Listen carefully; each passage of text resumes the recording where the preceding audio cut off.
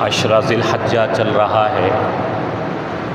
جس طرح کہ پچھلے جمعے بھی عرض کیا گیا کہ اللہ کے یہاں عشرہ ذی الحجہ کی خاص اہمیت ہے۔ جس طرح رمضان المبارک اللہ کے یہاں مبارک مہینہ ہے، اس مہینے کے اعمال اللہ کو محبوب ہیں، اس مہینے میں اللہ ہر عمل کو 70 گنا بڑھا کر اس کا ثواب عطا فرماتے ہیں۔ اسی طرح فرمایا کہ یہ ذی الحجہ کا جو پہلا عشرہ ہے، یہ پہلے عشرے کو اللہ تعالیٰ نے خاص مقام عطا فرمایا ہے۔ اس عشرے میں جو قربانی کی جاتی ہے، حدیث میں آیا کہ اللہ کے یہاں اس دن قربانی کے عمل سے زیادہ اور کوئی پسندیدہ عمل نہیں ہے۔ اس عشرے میں اللہ تعالیٰ نے ایک دن وہ عطا فرمایا ہے جسے عرفہ کا دن کہا جاتا ہے۔ یہ عرفہ کا دن اللہ کے یہاں بڑی اہمیت کا حامل ہے۔ اس دن روزہ رکھنا بڑی فضیلت اور بڑا مقام رکھتا ہے۔ حدیث میں جیسا کہ پچھلے جمعے عرض کیا گیا کہ ویسے ذی الحجہ کے دیگر 8 دنوں میں روزہ رکھیں گے تو اللہ تعالیٰ 1 سال کے روزے کے برابر ثواب عطا فرمائے گا۔ 1 سال یعنی 360 یا 65 دن بنتے ہیں۔ اور فرمایا جو عرفہ کا روزہ رکھے گا، عرفہ کا روزہ عید سے 1 دن پہلے یعنی 9 ذی الحجہ کا روزہ، عرفہ اسے کہا جاتا ہے۔ اتوار کا دن، پیر کو ہماری عید ہے اور اتوار کا دن عرفہ کا دن ہے۔ آپ صلی اللہ علیہ وسلم نے ارشاد فرمایا کہ جس نے عرفہ کا دن روزہ رکھا، اللہ تعالیٰ اسے 1000 روزوں کے برابر ثواب عطا فرمائیں گے۔ 1 روزے کا ثواب 1000 روزوں کے برابر، یہ آقا مدنی صلی اللہ علیہ وسلم نے ارشاد فرمایا۔ اور فرمایا کہ جس نے روزہ رکھا، مجھے اللہ کی ذات سے امید ہے یہ 1 روزہ اس کے 1 سال گزشتہ گناہوں کا کفارہ بن جائے گا، 1 سال آئندہ آنے والے گناہوں کا کفارہ بن جائے گا۔ اس کی اتنی بڑی اہمیت بیان فرمائی۔ اسی طرح ذی الحجہ کے پہلے عشرے میں دیگر اعمال کے ساتھ ساتھ ایک عمل اور ہے جو پورے سال میں نہیں، وہ عمل جسے تکبیر تشریق کا عمل کہا جاتا ہے، جو اس پہلے عشرے سے شروع ہوتا ہے، یعنی 9 ذی الحجہ سے، عرفہ کی صبح فجر سے شروع ہوتا ہے اور یہ 13 کی ذی الحجہ کی عصر تک کا یہ عمل چلنا ہوتا ہے۔ تکبیر تشریق، اللہ اکبر اللہ اکبر، لا الہ الا اللہ واللہ اکبر، اللہ اکبر وللہ الحمد، اسے تکبیر تشریق کہا جاتا ہے۔ ہر مسلمان عاقل بالغ، ہر مرد و عورت پر ہر نماز کے بعد 1 مرتبہ پڑھنا واجب ہے۔ 9 ذی الحجہ کی فجر سے لے کر 13 ذی الحجہ کی عصر تک، 9 ذی الحجہ کی صبح فجر سے لے کر 13 ذی الحجہ کی عصر بھی شامل ہے، عصر تک ہر نماز کے بعد مرد و عورت عاقل بالغ پر یہ تکبیر تشریق کا پڑھنا واجب ہے۔ مردوں کو بلند آواز سے پڑھنا واجب ہے اور خواتین کو آہستہ آواز سے پڑھنا واجب ہے۔ تو یہ واجب عمل کرنا ضروری ہے۔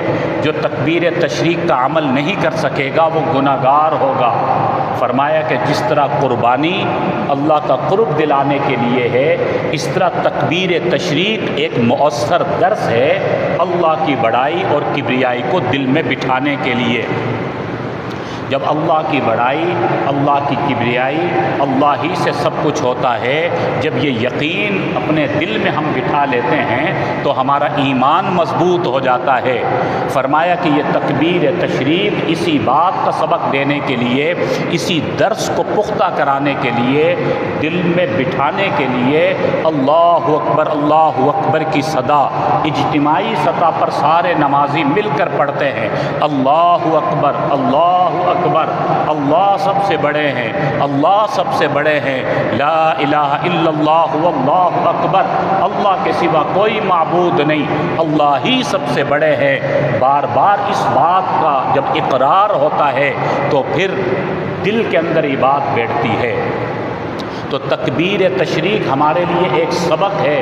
पूरे साल जो हमारे दिल से अल्लाह की बड़ाई निकल चुकी होती है और मादी असबाब का यकीन हमारे दिल में बैठ जाता है, तो जब अल्लाहु अकबर का नारा लगाएंगे, अल्लाहु अकबर बुलंद आवाज़ से पढ़ेंगे, हर नमाज के बाद पढ़ेंगे, तो दिल पर एक ज़रब लगेगी, दिल पर एक चोट लगेगी कि अल्लाह सबसे बड़े हैं, अल्लाह ही सबसे बड़े हैं, अल्लाह ही का यकीन दिल में बिठाना है, इसी में हमारी कामयाबी है। तो इस तकबीर तशरीक के अमल को मामूली अमल नहीं समझना चाहिए। एक तो इसे हम पर वाजिब करार दिया गया, लाजमी पढ़ना है, नहीं पढ़ेंगे गुनहगार होंगे। और फरमाया कि दूसरा ये अमल हमारे ईमान को मजबूत करने का ज़रिया है, हमारे लिए एक मुअस्सर दर्स है, हमारे अंदर दिल के अंदर तक़वियत पैदा करने के लिए। तो ये तकबीर तशरीक के अमल को हम याद रखें, जो 9 ज़िलहज्जा की सुबह फजर से लेकर 13 की ज़िलहज्जा की असर तक हम सब ने हर नमाज के बाद यानी एतवार के दिन शुरू करना है ये अमल। इसी तरह भाई कुर्बानी जो ईद के पहले दिन फिर या दूसरे दिन या तीसरे दिन है, उसके फ़ज़ाइल पिछले 2 जुमों से हम बयान कर रहे हैं कि ये कुर्बानी का अमल अल्लाह का सबसे पसंदीदा अमल है। आप अलैहिस्सलाम ने फरमाया कि जो इखलास से कुर्बानी करता है, कुर्बानी के खून का पहला कतरा ज़मीन पर गिरता नहीं है, अल्लाह ताला के यहाँ शर्फ़ कबूलियत पा लेता है, अल्लाह के यहाँ कुर्बानी कबूल हो जाती है, बशर्ते के इखलास के साथ कुर्बानी की जाए। और ईद उल अज़हा के दिन हम पर ईद उल अज़हा की नमाज वाजिब है। ईद उल अज़हा की नमाज हमारे ज़िम्मे लाजिम है कि हम उस दिन सब मिलकर अल्लाह के हुजूर सजदा करने के लिए जाएं। अल्लाह ताला ने ईद की नमाज हमें अता फरमाई है, लिहाजा कुर्बानी करने से पहले हमने नमाज अदा करनी है। 2 रकात नमाज ईद उल अज़हा हर मुसलमान आकिल बालिग पर वाजिब है, हर मर्द पर वाजिब है। नमाज ईद उल अज़हा का तरीक़ा क्या है, ये तरीक़ा हमें समझ लेना चाहिए।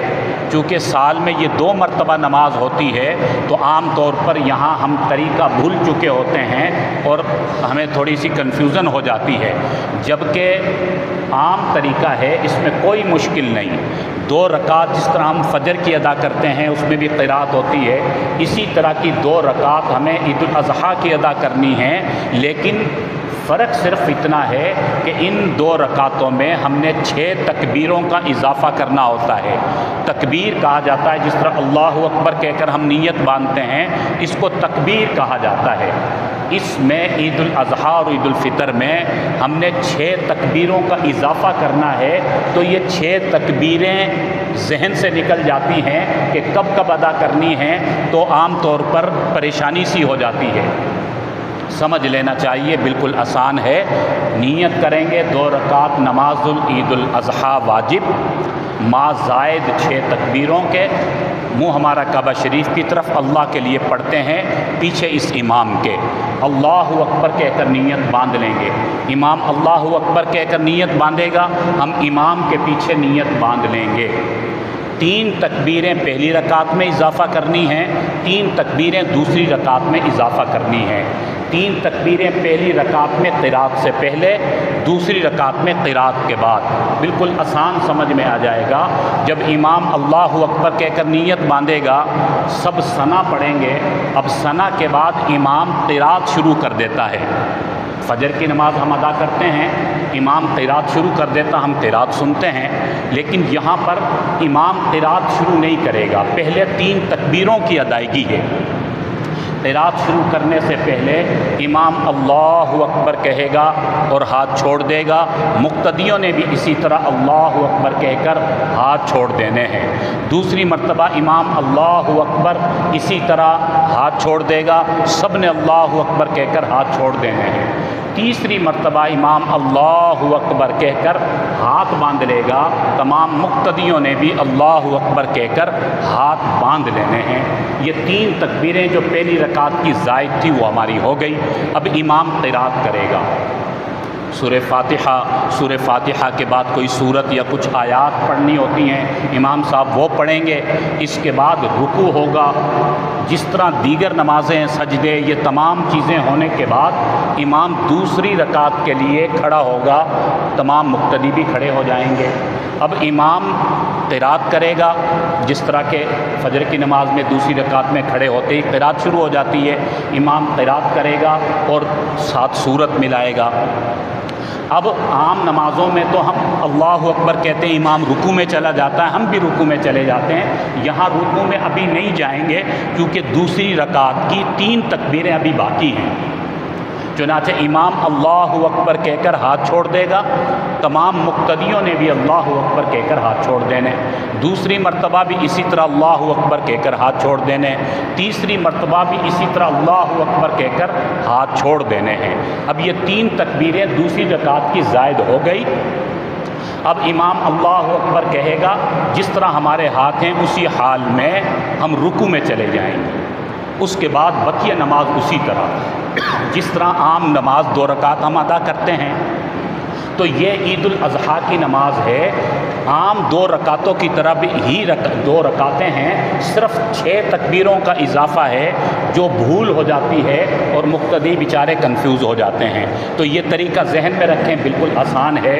چنانچہ عرفہ کا روزہ اہتمام کرنے کی کوشش کریں کہ عرفہ کے روزے کو ضرور رکھیں کہ 1000 روزوں کے برابر اللہ ثواب عطا فرما رہے ہیں، تو ہمیں اس موقع کو ضائع نہیں کرنا چاہیے۔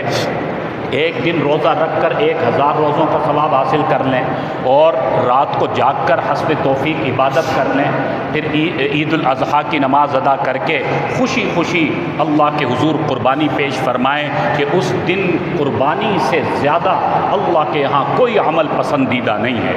جانور کا خون بہانا اللہ کے لیے، یہ اللہ کو اس دن سب سے زیادہ پسندیدہ ہے۔ اللہ رب العالمین اس قربانی کے عمل میں اللہ تعالی ہمیں وہ برکات نصیب فرمائے جو اللہ نے اس میں رکھی ہیں۔ اللہ رب العالمین ہم سب کو عمل کی توفیق نصیب فرمائے۔